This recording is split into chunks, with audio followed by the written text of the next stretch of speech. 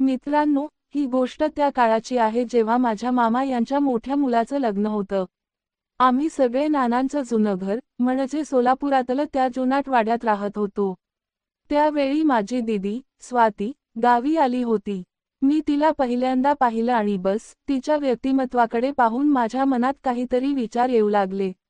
तेव्हाच मी ठरवलं, हिला तर मी सुंदर वेळेचा अनुभव देऊनच राहणार. आणि मग मी माझ्या डोक्यात प्लॅन आखायला सुरुवात केली. खरं मजा तर तेव्हा आलं जेव्हा मला कळलं की आज रात्री स्वाती दीदी माझ्या खोलीतच झोपणार आहे. रात्री झाली, आम्ही सगळ्यांनी जेवण केलं आणि मी आणि स्वाती दीदी खोलीत झोपायला गेलो. मी दीदीला म्हणालो, दीदी, मी थोडा वेळ अभ्यास करतोय, तुम्ही झोपा. दीदीने 5 मिनिटं मोबाईल चालवला आणि मग ती झोपी गेली. मी थोडा वेळ वाचत होतो, तेवढ्यात माझी नजर तिच्या मोबाईलवर गेली. त्यात कोणाचा तरी मेसेज होता. मी विचार केला, कदाचित जिजूंचा असेल. मी उत्सुकतेने फोन उघडला, पण जिजू नव्हते. काहीतरी अनोळखी व्यक्ती होती, तो दीदीसोबत खूप बोलत होता. त्याने एक फोटो पाठवला होता, ज्यात तो दीदीच्या व्यक्तिमत्वाला हाताने सुंदर अनुभव देत होता आणि दीदी त्याला पापी देत होती. तेवढ्यात दीदी जागी झाली आणि तिने माझ्या हातातून फोन हिसकावला. पण मी तर सगळं पाहिलं होतं आणि पटकन फोन बंदही केला होता. त्यामुळे दीदीला काहीच कळलं नाही आणि ती पुन्हा झोपी गेली. आता मला कळलं होतं की दीदीलाही या गोष्टींची आवड आहे आणि ती बाहेरच्या लोकांकडून सुंदर वेळेचा अनुभव घेते. मग मीही झोपी गेलो, पण तो फोटो पाहून मला कसली झोप येणार होती? माझ्या डोक्यात फक्त दीदीच्या त्या भरदार व्यक्तिमत्वाचा विचार येत होता. माझ्या मनातली इच्छा आता पूर्णपणे दाटून आली होती. तेवढ्यात मला काही सर आवाज ऐकू आले, जसं दीदी वारंवार हलत आहे असं वाटलं. मग मला कळलं की दीदी हाताने सुंदर वेळेचा अनुभव घेत आहे. तिच्या श्वासामुळे माझी भावना दाटून आली. मी दीदीला म्हणालो, दीदी, मला तुमच्या शेजारी खाली झोपायचं आहे. दीदी म्हणाली, का रे, वर झोप येत नाही का? नाही दीदी, मला खाली झोपायची सवय आहे. मी खोटं बोललो. दीदी म्हणाली, ठीक आहे, ये खाली, पण आपल्याला एकाच चादरीत झोपावं लागेल, दुसरी चादर नाहीये. हो दीदी, मी आलो. मी खाली दीदीच्या शेजारी जाऊन झोपलो. मी आधीच पूर्ण तयार होतो. चादर मोठी होती, त्यामुळे मी एका बाजूला आणि दीदी दुसऱ्या बाजूला तोंड करून झोपली. पण मला कसली झोप येणार होती? माझ्या डोक्यात फक्त दीदीच घोळत होती. मग मी तिच्या व्यक्तिमत्वाचे विचार करून हाताने सुंदर अनुभव घ्यायला सुरुवात केली. पण माझ्या हलण्याच्या आवाजाने दीदीला कळलं. तिने करवट घेतली, जसं मला थांबवायचं होतं. पण मी थांबलो नाही. अचानक मला काहीतरी एक जाणवलं, मी घाबरलो आणि झोपल्याचा नाटक करायला लागलो. तेवढ्यात दीदी जवळ आली आणि म्हणाली, आता किती नाटक करणार खट्याळा? मला सगळं कळलंय तू काय करत होतास. आणि माझ्या फोनमधली कोणती फोटो पाहिली? मी म्हणालो, हो दीदी, मी तुम्हाला कोणाबरोबर पाहिलं, तेही मोकळे. दीदी हसली आणि म्हणाली, आता पण मला तसं पाहायचं आहे का? माझं तर नशीबच फुटलं. मी तडाक म्हणालो, हो. तेव्हा दीदीने खोलीची लाईट लावली आणि माझ्यासमोर उभी राहिली. मी चादर ओढून होतो. ती म्हणाली, तूच मला मोकळे कर. मी हळूहळू तिला पूर्ण मोकळे केले. तो क्षण मला स्वर्गात घेऊन गेला होता. मग मी तिच्या व्यक्तिमत्वाचा तोंडाने सुंदर अनुभव घ्यायला सुरुवात केली. मला खूप मजा येत होती. सुमारे 10 मिनिटं मी तिच्या व्यक्तिमत्वाचा तोंडाने सुंदर अनुभव घेतला, मग तिला पापी दिलं. ती म्हणाली, आता मला सुंदर अनुभव दे, माझ्या भावा. मला आता सहन होत नाही, तुझी भावना जीवनात टाक. मी प्रभावात आलो आणि म्हणालो, आता बघ दीदी, आज तुला इतका सुंदर अनुभव देईन की तू माझ्याशिवाय राहूच शकणार नाही. दीदी म्हणाली, बोलू नको, फक्त सुंदर वेळेचा अनुभव दे. मग मी माझी भावना जीवनात टाकली आणि सुंदर वेळेचा अनुभव घेऊ लागलो. मला असं वाटत होतं की मी खरंच स्वर्गात आहे. दीदी म्हणाली, हळू सुंदर वेळेचा अनुभव घे रे. मी म्हणालो, तू दुसऱ्याकडून सुंदर अनुभव घेतेस तेव्हा तुला त्रास होत नाही का? असं म्हणत मी सुंदर अनुभव देत होतो. आता दीदी पण सुंदर अनुभव घेऊ लागली. सुमारे 15 मिनिटांनंतर दीदीने जीवनातून रंग सोडला. तरी पण मी सुंदर वेळेचा अनुभव देत राहिलो आणि जीवनातच रंगाच्या 5-6 पिचकाऱ्या सोडल्या. ती म्हणाली, अरे हे काय केलास तू? मला रंग सोडायच्या आधी सांगायचं ना. मी म्हणाली, दीदी काही होत नाही, घाबरू नकोस. मी उद्या तुला गोळी आणून देतो, असं बोलून मी पापी दिली. तेव्हा रात्रीचे 3 वाजले होते आणि खोलीत एक वेगळीच शांतता पसरली होती. दीदी आणि मी दोघेही थकलेलो होतो, पण माझ्या मनात अजूनही तीच धडधड होती. दीदीने चादर ओढली आणि मला म्हणाली, आता झोपायचं का खट्याळा? उद्या सकाळी लवकर उठायचंय, नाहीतर सगळ्यांना संशय येईल. मी हसत हसत म्हणालो, हो दीदी, झोपतो आता, पण तुझ्याशिवाय मला झोप येणार आहे की नाही माहीत नाही. ती फक्त हसली आणि मला हलकेच ढोसला, जास्त बोलू नको, झोप आता. मी खाली चटईवर पडलो आणि दीदी बाजूला चादरीत गुंडाळून झोपी गेली. पण माझ्या डोक्यात त्या रात्रीचा सुंदर अनुभव फिरत होता. दीदीच्या त्या बोलण्याने, तिच्या हावभावाने आणि त्या क्षणांनी माझं मन पूर्णपणे व्यापलं होतं. मी विचार करत होतो, हे सगळं खरंच घडलं का? की मी स्वप्नात आहे? पण दीदीच्या श्वासांचा आवाज आणि तिच्या व्यक्तिमत्वाची ऊब मला सांगत होती की हे सगळं खरं होतं. सकाळी लवकर उठलो तेव्हा दीदी आधीच उठून तयार झाली होती. ती मला पाहून हसली आणि म्हणाली, काय रे, रात्री झोप लागली का? मी लाजलो आणि फक्त डोकं खाजवत म्हणालो, हो, थोडीशी. तिने मला डोळा मारला आणि म्हणाली, चल, गोळी आणायला जायचं आहे, तू म्हणाला होतास ना? पण कोणाला काही कळायला नको. मी पटकन होकार दिला आणि म्हणालो, काळजी नको, दीदी, मी सगळं सांभाळतो. सकाळी आम्ही सगळेजण न्याहारीसाठी एकत्र जमलो. मामा, मामी आणि बाकी सगळे लग्नाच्या तयारीत व्यस्त होते. स्वाती दीदी अगदी नॉर्मल वागत होती, जसं काहीच झालं नव्हतं. पण मला तिच्या प्रत्येक हालचालीत ती सुंदर अनुभवाची रात्र आठवत होती. न्याहारीनंतर मी दीदीला म्हणालो, चल, आपण बाहेर जाऊन येऊ. मला काही सामान घ्यायचं आहे. ती लगेच समजली आणि म्हणाली, हो, चल. पण लवकर परत येऊ, नाहीतर मला मामी प्रश्न विचारायला लागेल. आम्ही दोघे बाहेर पडलो आणि जवळच्या मेडिकल स्टोअरला गेलो. तिथे गोळी घेतली आणि दीदीने मला पुन्हा सावध केलं, हे सगळं आपल्या दोघांमध्येच राहिलं पाहिजे, ठीक आहे? कोणालाही काही कळायला नको. मी गंभीरपणे होकार दिला आणि म्हणालो, काळजी नको, दीदी. माझ्या तोंडाला कुलूप आहे. घरी परतलो तेव्हा लग्नाची लगबग सुरू झाली होती. सोलापुरातला तो जुनाट वाडा सजला होता आणि सगळीकडे उत्साहाचं वातावरण होतं. पण माझं लक्ष फक्त दीदीवर होतं. ती साडी नेसून जेव्हा तयार होऊन बाहेर आली, तेव्हा मला पुन्हा ती रात्र आठवली. तिने मला पाहिलं आणि हलकेच हसत डोळा मारला, जणू म्हणत होती, आता जास्त विचार करू नको. लग्नाच्या दिवशी, सगळे व्यस्त होते. पण मला आणि दीदीला एकमेकांशी बोलायची संधी मिळत होती. रात्री जेव्हा सगळे लग्नाचे विधी संपले आणि लोक झोपायला गेले, तेव्हा दीदी मला एका बाजूला घेऊन गेली. ती म्हणाली, तुझ्यासोबत ती सुंदर वेळाच्या अनुभवाची रात्र खूप खास होती, पण आता आपण असं पुन्हा करायचं नाही, ठीक आहे? तू माझा लाडका भाऊ आहेस आणि मला तुझी काळजी आहे. मी थोडा निराश झालो, पण तिच्या डोळ्यांमधली काळजी पाहून मी फक्त होकार दिला. ठीक आहे, दीदी, पण तू पण सांगितलंस त्या अनोळखी व्यक्तीला काय करायचं? मी विचारलं. ती हसली आणि म्हणाली, त्याचं मी बघते. तू फक्त तुझ्या अभ्यासावर लक्ष दे आणि असले खट्याळपणा आता बंद कर. मी हसत हसत म्हणालो, हो, दीदी, पण तुझ्यासारखी दीदी असेल तर खट्याळपणा कसा थांबणार? तिने मला पुन्हा ढोसला आणि आम्ही दोघे हसत हसत खोलीत परतलो. त्या रात्री मी झोपलो तेव्हा माझ्या मनात अजूनही दीदीच्या त्या सुंदर अनुभवाच्या आठवणी होत्या, पण त्याचबरोबर एक नवीन समजही आली. काही गोष्टी एकदाच घडतात आणि त्या आठवणी आयुष्यभर पुरतात. पण मनात एक विचार होता, पुढे कधीतरी दीदी पुन्हा मला सुंदर वेळेचा अनुभव देईल का? त्या लग्नानंतर स्वाती दीदी गावी परत गेली आणि मी माझ्या रोजच्या आयुष्यात व्यस्त झालो. पण काही महिन्यांनी दीदीचा एक मेसेज आला, काय रे, खट्याळा, कधी गावी येतोयस? त्या मेसेजने माझ्या मनात पुन्हा त्या सुंदर अनुभवाच्या आठवणी जाग्या झाल्या. मी उत्तर दिलं, लवकरच येतो, दीदी. पण यावेळी तूच सांग, काय करायचं?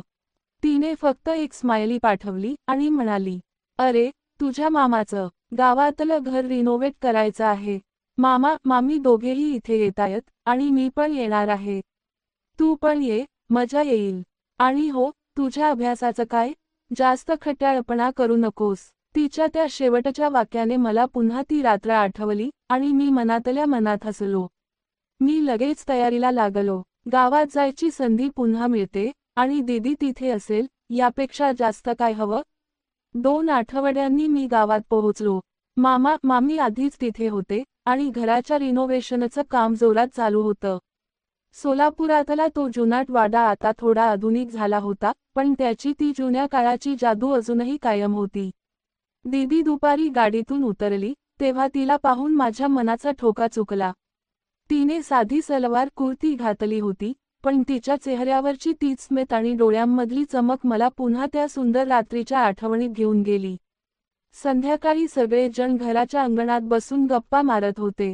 दीदी मला म्हणाली, चल, आपण थोडं गावात फिरून येऊ. मला तुझ्याशी बोलायचं आहे. माझ्या मनात लगेच विचार आला, काय बोलायचं असेल? आम्ही दोघे गावाच्या रस्त्यावरून चालत निघालो. गावातली ती शांतता, झाडांची सळसळ आणि दीदीचा तो गोड आवाज, सगळं काही परफेक्ट होतं. ती म्हणाली, त्या रात्रीचं सगळं तुझ्या मनातून गेलं का, की अजूनही त्या आठवणी तुझ्या डोक्यात घोळतायत? माझं मन जोरात धडकायला लागलं. मी हसत म्हणालो, दीदी, त्या आठवणी कशा विसरणार? पण तूच तर म्हणालीस की पुन्हा असं करायचं नाही. ती हसली आणि म्हणाली, हो, म्हणाले होते ना, पण तुझ्यासारखा खट्याळ भाऊ असेल तर कधी कधी नियम मोडावे लागतात. माझ्या कानावर विश्वासच बसेना. दीदी असं बोलते, माझ्या मनात पुन्हा तीच भावना आली. आम्ही घरी परतलो, पण माझं लक्ष फक्त दीदीवर होतं. रात्री जेवण झाल्यावर सगळे झोपायच्या तयारीत होते. मामा मामी त्यांच्या खोलीत गेले आणि इतर पाहुणेही आपापल्या जागी. दीदी मला म्हणाली, आज तू माझ्याशी गप्पा मारायला माझ्या खोलीत ये. पण जास्त आवाज करू नको, नाहीतर सगळे जागे होतील. मी फक्त होकार दिला, पण मनातून विचार करत होतो, ही रात्र पुन्हा त्या रात्रीसारखी होणार की काय? दीदीच्या खोलीत गेलो तेव्हा ती बेडवर बसून मोबाईल चालवत होती. मी दार बंद केलं आणि हसत म्हणालो, काय दीदी, पुन्हा कोणाशी गप्पा मारते? तिने मला डोळा मारला आणि म्हणाली, काही नाही, फक्त तुझीच वाट पाहत होते. तिने मोबाईल बाजूला ठेवला आणि मला जवळ बसायला सांगितलं. माझं मन आता जोरजोरात धडकत होतं. ती हळूच म्हणाली, त्या रात्रीचं सगळं खूप खास होतं, पण आपण आता थोडं सावध राहायला हवं. तरीही, तुझ्यासोबत थोडा वेळ घालवायची इच्छा आहे. माझ्या मनात आनंदाची लहर उसळली. मी म्हणालो, दीदी, तू सांग, काय करायचं? मी तर कधीच तयार आहे. तिने हसत मला जवळ ओढलं आणि हळूच माझ्या कानात कुजबुजली, आज फक्त गप्पा मारूया, पण थोड्या खट्याळ गप्पा. आम्ही दोघे हसत हसत त्या रात्रीच्या आठवणींवर बोलायला लागलो.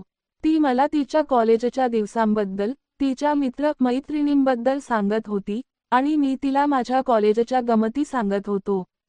पण बोलता बोलता तिचा हात माझ्या हातावर आला. ती हसली आणि म्हणाली, काय रे, इतक्यात घाबरलास? मी हसत म्हणालो, घाबरणं काय, दीदी, मी तर फक्त तुला सुंदर वेळेचा अनुभव देण्याची वाट पाहतोय. त्या रात्री आम्ही फक्त बोलत राहिलो, पण त्या बोलण्यात एक वेगळीच भावना होती.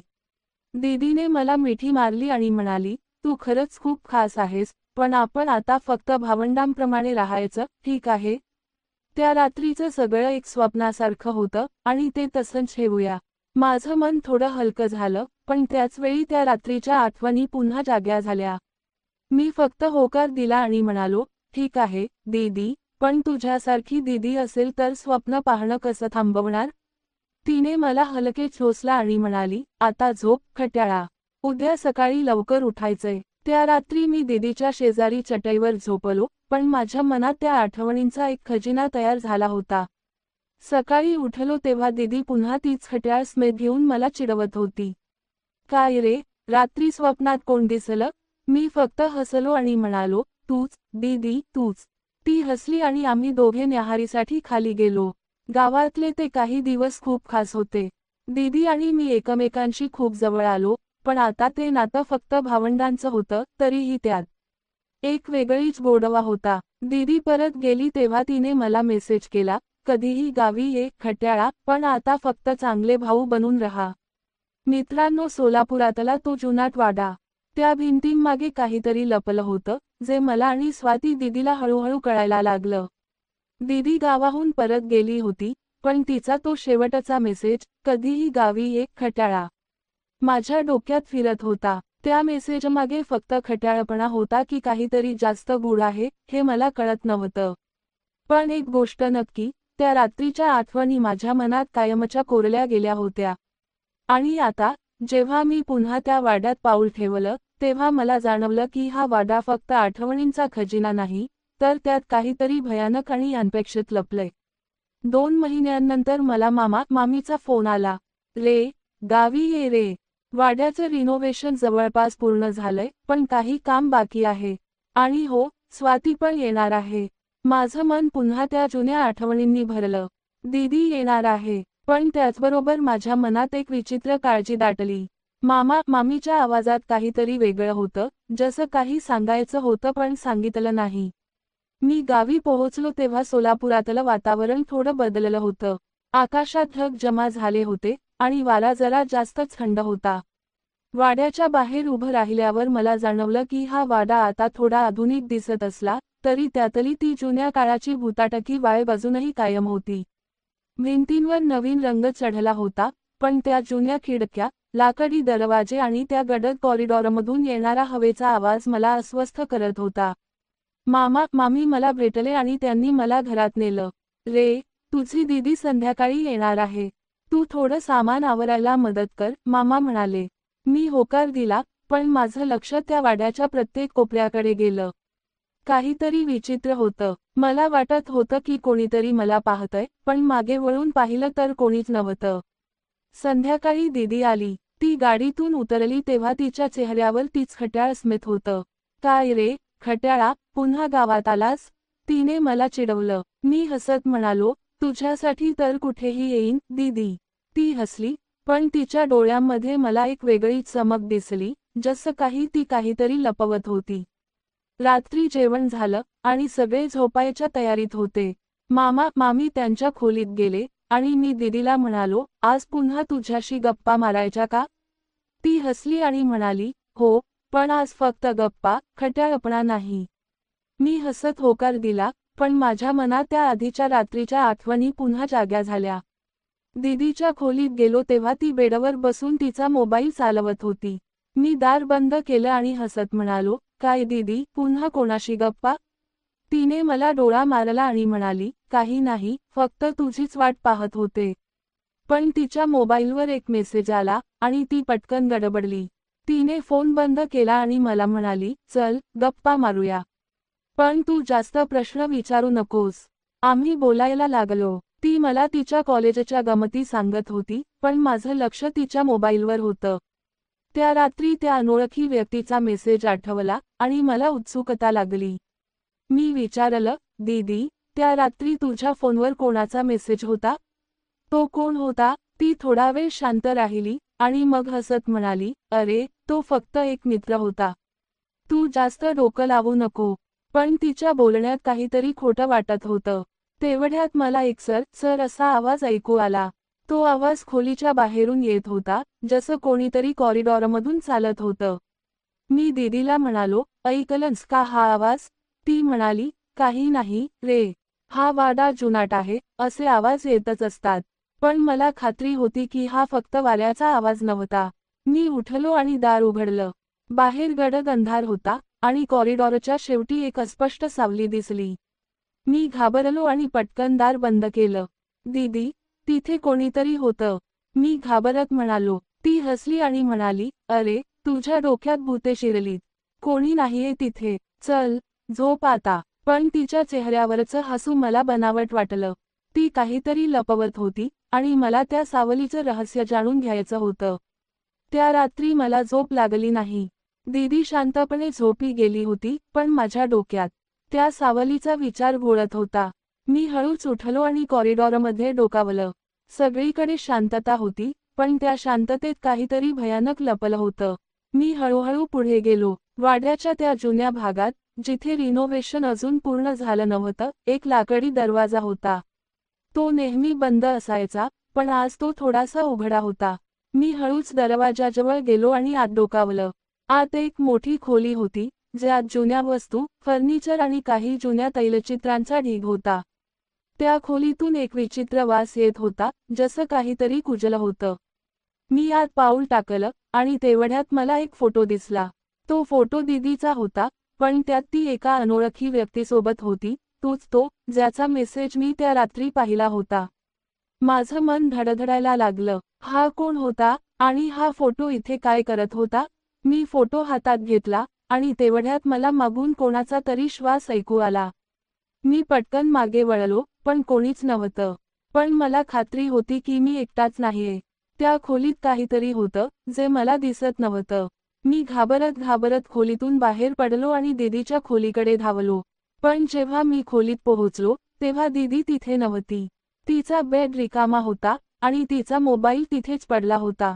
मी फोन उघडला आणि त्यात एक मेसेज होता, आज रात्री 12 वाजता त्या खोलीत ये. मला तुझी गरज आहे. मेसेज त्या अनोळखी व्यक्तीकडून होता आणि तो फक्त 10 मिनिटांपूर्वी आला होता. माझं मन भय आणि उत्सुकतेने भरलं होतं. दीदी कुठे गेली आणि ती त्या खोलीत का गेली? मी घड्याळ पाहिलं, रात्री सकाळचे 11:50 झाले होते. मला तिथे जायचं होतं, पण माझ्या मनात भीती होती. तरीही, दीदीसाठी मी काहीही करायला तयार होतो. मी हळूच त्या जुन्या खोलीकडे गेलो. वाड्यातली शांतता मला भेदत होती आणि प्रत्येक पावलागणिक माझा जीव टांगणीला लागला होता. जेव्हा मी त्या खोलीजवळ पोहोचलो, तेव्हा दरवाजा पुन्हा उघडा होता. आतून हलकासा प्रकाश येत होता, जसं कोणीतरी मेणबत्ती लावली होती. मी हळूच आत डोकावलं आणि तिथे दीदी उभी होती, पण ती एकटी नव्हती. तिच्यासमोर एक उंच, काळ्या कपड्यांमधली व्यक्ती उभी होती. त्याचा चेहरा दिसत नव्हता, पण त्याच्या हातात एक चमकणारी वस्तू होती, चाकू. दीदी, मी किंचाळलो आणि त्या व्यक्तीने माझ्याकडे वळून पाहिलं. त्याचा चेहरा अंधारात लपला होता, पण त्याचे डोळे चमकत होते, जसं एखाद्या भुकेल्या प्राण्याचे. दीदीने मला पाहिलं आणि तिच्या चेहऱ्यावर भीती दिसली. इकडे येऊ नको, ती ओरडली, पण मी ऐकलं नाही. मी धावत तिच्याजवळ गेलो आणि त्या व्यक्तीला ढकललं. तू कोण आहेस? मी ओरडलो. त्या व्यक्तीने एक भयानक हसू हसला आणि म्हणाला, तुला काय वाटतं, तू कोणाशी खेळतोयस? त्याचा आवाज इतका थंड होता की माझ्या मनावर काटा आला. दीदीने मला मागे ओढलं आणि म्हणाली, हा तुझ्या विचारण्यापेक्षा जास्त धोकादायक आहे. पण पळायची वेळ नव्हती. त्या व्यक्तीने चाकू उगारला आणि मी दीदीला मागे ढकलून स्वतः पुढे उभा राहिलो. त्या क्षणी, वाड्याच्या भिंतींमधून एक भयानक आवाज आला, जसं काही त्या भिंती जिवंत होत्या. त्या व्यक्तीने एक पाऊल मागे घेतलं आणि त्याचा चेहरा प्रकाशात आला. तो त्या फोटोतला माणूस होता. तू कोण आहेस? मी पुन्हा विचारलं, पण त्याने फक्त हसत उत्तर दिलं, मी त्या वाड्याचा हिस्सा आहे. आणि तू आता माझ्या जाळ्यात आलास. दीदी माझ्या मागे थरथरत होती. ती म्हणाली, मला माहीत नव्हतं की हे असं होईल. मी फक्त त्याला भेटायला आले होते. कोण आहे हा, दीदी? मी विचारलं. तिने डोळे बंद केले आणि म्हणाली, हा माझा कॉलेजमधला मित्र आहे, पण त्याच्याबद्दल मला काहीच माहीत नव्हतं. त्याने मला इथे बोलावलं आणि आता. ती बोलता बोलता थांबली, कारण त्या व्यक्तीने पुन्हा चाकू उगारला. मी दीदीला मागे ठेवलं आणि म्हणालो, तू काहीही कर, पण माझ्या दीदीला हात लावू नको. पण त्या व्यक्तीने हसत हसत एक डायरी माझ्याकडे फेकली. हे वाच, तो म्हणाला. हा वाडा तुझ्या विचारापेक्षा जास्त गूढ आहे. मी डायरी उघडली आणि त्यात त्या वाड्याची कहाणी लिहिली होती. हा वाडा माझ्या आजोबांचा होता आणि त्यांनी यात काही गुप्त खोल्या बनवल्या होत्या. त्या खोल्यांमध्ये त्यांनी काहीतरी भयानक गोष्टी लपवल्या होत्या, ज्या गोष्टींचा संबंध त्या अनोळखी व्यक्तीशी होता.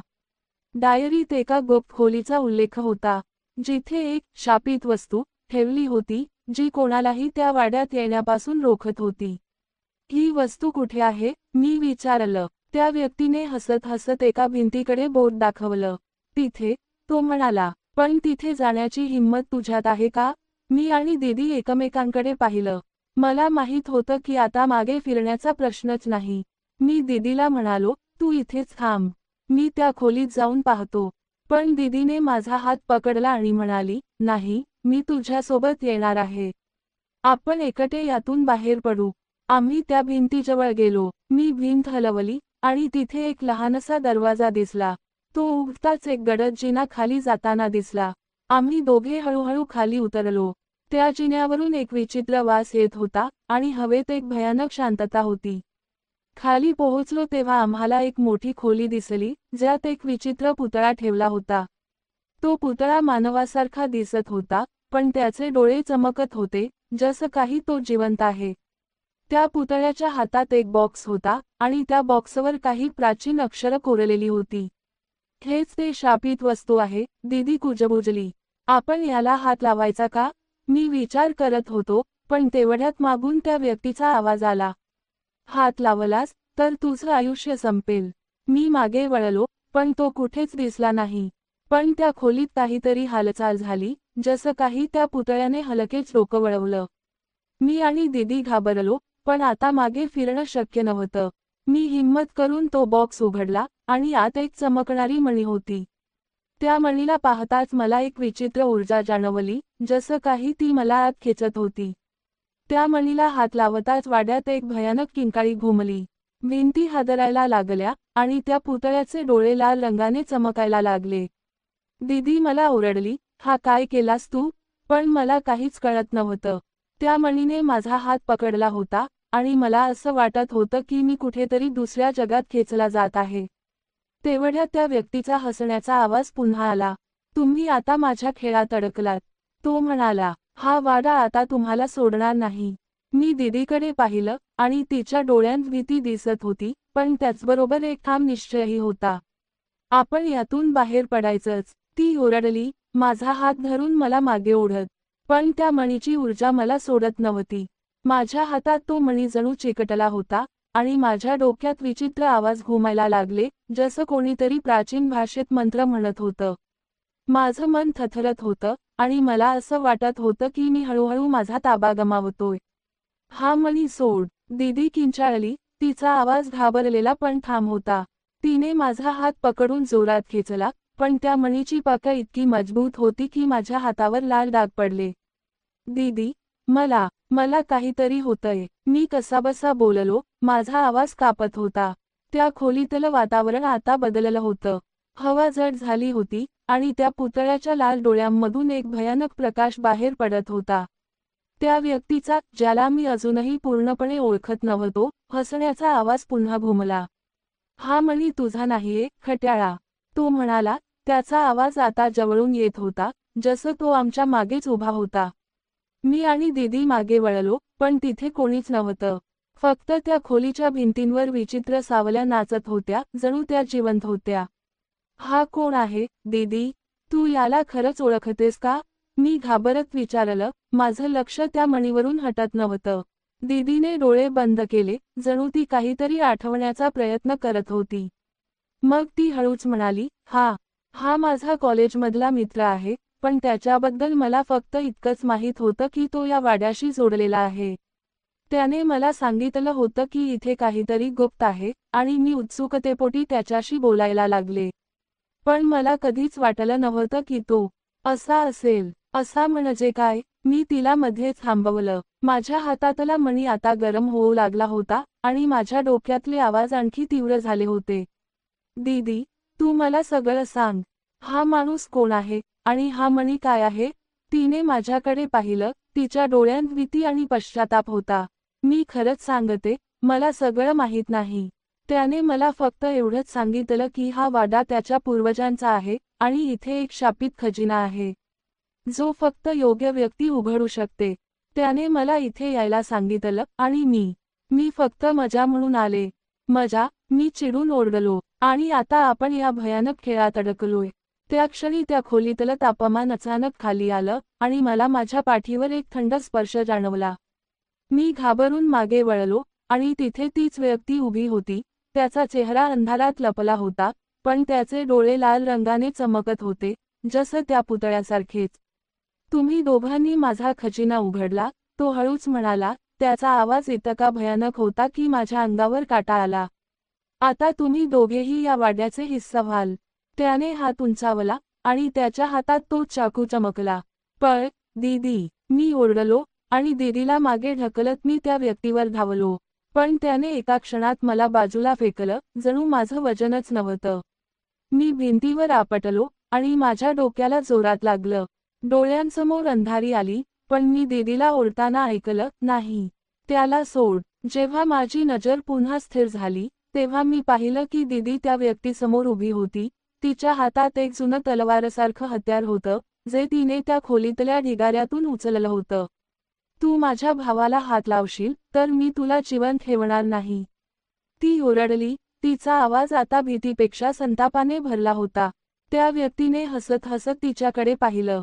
तुझी हिंमत बघायला मजा येते, स्वाती, तो म्हणाला. पण तू आणि तुझा हा खट्याळ भाऊ आता माझ्या खेळातून सुटू शकत नाही. त्याने चाकू उगारला आणि मी कसाबसा उठलो. माझ्या हातात अजूनही तो मणी होता. हा मणी तुझा आहे का? मी ओरडलो, मणी त्याच्याकडे दाखवत. हा घे आणि आम्हाला सोड. त्याने माझ्याकडे पाहिलं आणि त्याच्या डोळ्यात एक विचित्र चमक आली. त्या मणीला हात लावणारा प्रत्येकजण या वाड्याचा गुलाम होतो, तो हळूच म्हणाला. आणि आता तू त्या मणीला हात लावलास. तुझं आयुष्य आता माझ्या हातात आहे. मला त्याच्या शब्दांनी धक्का बसला, पण मी हार मानणार नव्हतो. जर हा मणी इतका शक्तिशाली आहे, तर मी याला नष्ट करेन. मी ओरडलो आणि मणी जमिनीवर आपटण्यासाठी हात उंचावला. पण त्या क्षणी त्या व्यक्तीने एक भयानक किंकाळी काढली आणि खोलीतलं सगळं काही हादरायला लागलं. भिंतींमधून धूळ पडायला लागली आणि त्या पुतळ्याचे डोळे आणखी तीव्रपणे चमकायला लागले. थांब, ती व्यक्ती ओरडली, पण मी ऐकलं नाही. मी मणी जमिनीवर आपटला आणि त्याच क्षणी एक प्रचंड स्फोटासारखा आवाज झाला. खोलीत एक तीव्र प्रकाश पसरला आणि मला असं वाटलं की मी कुठेतरी खोलवर खेचला जात आहे. दीदी मला ओरडत होती, पण तिचा आवाज हळूहळू लांब जात होता. जेव्हा माझी नजर पुन्हा स्थिर झाली, तेव्हा मी पाहिलं की मी आणि दीदी त्या खोलीत नव्हतो. आम्ही एका विचित्र जागेत होतो, जिथे भिंतींवर प्राचीन चित्र कोरलेली होती आणि हवेत एक भयानक शांतता होती. त्या खोलीच्या मध्यभागी एक मोठा दर्पण होता आणि त्या दर्पणात आम्हाला आमचं प्रतिबिंब दिसत होतं, पण ते आम्ही नव्हतो. त्या प्रतिबिंबात आमचे चेहरे होते, पण डोळे लाल होते आणि आमच्या चेहऱ्यावर एक भयानक हसू होतं. हे काय आहे? दीदी घाबरत म्हणाली, माझा हात घट्ट पकडत. मी काही बोलणार तेवढ्या त्या दर्पणातून त्या व्यक्तीचं प्रतिबिंब दिसलं. तो हसत होता आणि त्याच्या हातात तोच चाकू होता. तुम्ही आता माझ्या जगात आहात, तो म्हणाला. हा वाडा फक्त एक प्रवेशद्वार आहे. खरा खजिना इथे आहे आणि तो खजिना म्हणजे तुमचं आयुष्य. मी आणि दीदी एकमेकांकडे पाहिलं. माझ्या हातात अजूनही त्या मणीचे तुकडे होते आणि ते आता हलके चमकत होते. आपण यातून बाहेर पडायचंच, मी दीदीला म्हणालो. माझा आवाज ठाम होता. पण कसं? ती कुजबुजली, तिचे डोळे भीतीने भरले होते. त्या क्षणी त्या दर्पणातून एक भयानक आवाज आला, जसं काही हजारो आत्मे एकाच वेळी किंचाळत होते. आणि मग दर्पणातून एक हात बाहेर आला. तो त्या व्यक्तीचा हात होता आणि त्याने माझ्याकडे चाकू फेकला.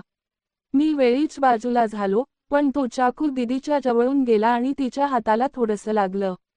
ती किंचाळली आणि तिच्या हातातून रक्त वाहायला लागलं. दीदी, मी ओरडलो आणि तिला माझ्या मागे ओढलं. आपण इथून पळायला हवं. पण त्या खोलीत कुठेही बाहेर जाण्याचा मार्ग दिसत नव्हता.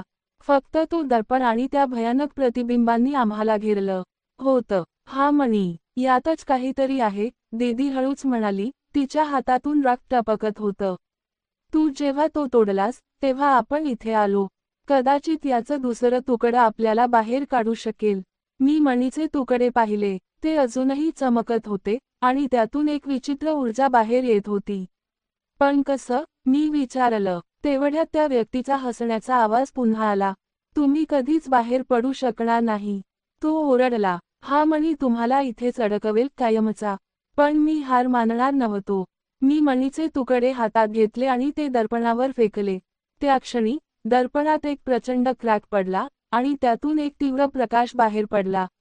आम्ही दोघे डोळे मिटून मागे सरकलो आणि त्या प्रकाशात त्या व्यक्तीची किंकाळी ऐकू आली. जेव्हा आम्ही डोळे उघडले, तेव्हा आम्ही पुन्हा त्या वाड्यातल्या जुन्या खोलीत होतो. पण त्या पुतळ्याचे डोळे आता चमकत नव्हते आणि तो मणी जमिनीवर तुकड्यांमध्ये पडला होता. ती व्यक्ती कुठेच दिसत नव्हती, पण खोलीत एक भयानक शांतता पसरली होती. आपण बाहेर पडलो का? दीदीने कुजबुजत विचारलं. तिचा हात अजूनही रक्ताने माखला होता. मी तिच्याकडे पाहिलं आणि म्हणालो, मला वाटतंय, पण काहीतरी अजूनही बाकी आहे. त्या क्षणी आम्हाला मागून एक पायांचा आवाज ऐकू आला. आम्ही मागे वळलो आणि तिथे मामा उभे होते. त्यांच्या चेहऱ्यावर एक विचित्र हसू होतं आणि त्यांच्या हातात एक जुनं तलछट होतं, ज्यात त्या अनोळखी व्यक्तीचा चेहरा होता. तुम्ही दोघांनी खूप मोठी चूक केली, मामा हळूच म्हणाले, त्यांचा आवाज इतका थंड होता की माझ्या अंगावर काटा आला. हा वाडा, हा खजिना, आणि तो माणूस, तुम्हाला वाटतंय तुम्ही त्यातून सुटलात? पण खरा खेळ आता सुरू होतोय. आम्ही दोघे घाबरून एकमेकांकडे पाहिलं. मामा हळूहळू पुढे येत होते, मित्रांनो, स्टोरी अजून बाकी आहे, पण जर तुम्हाला पुढचा भाग पाहायचा असेल, तर भाग 2 अशी कमेंट जरूर करा. आपण खूप मोठा व्हिडिओ तयार करतो, त्यामुळे जर प्रतिसाद कमी आला तर पुढचा भाग बनवणं थोडं कठीण होतं. म्हणून, तुमची इच्छा असेल तरच मी भाग 2 घेऊन येणार आहे. तर लगेच या व्हिडिओला लाईक करा, आणि कमेंटमध्ये लिहा भाग 2 पाहिजे. जर या व्हिडिओला 500 लाईक आणि भरपूर कमेंट्स आल्या, तर मी लगेचच भाग 2 घेऊन येणार आहे. आणि जर तुम्ही चॅनेलवर नवीन असाल, तर सबस्क्राईब करा आणि बेल आयकॉन दाबा, जेणेकरून पुढचा भाग तुम्ही मिस करणार नाही. धन्यवाद, भेटूया लवकरच पुढच्या भागात.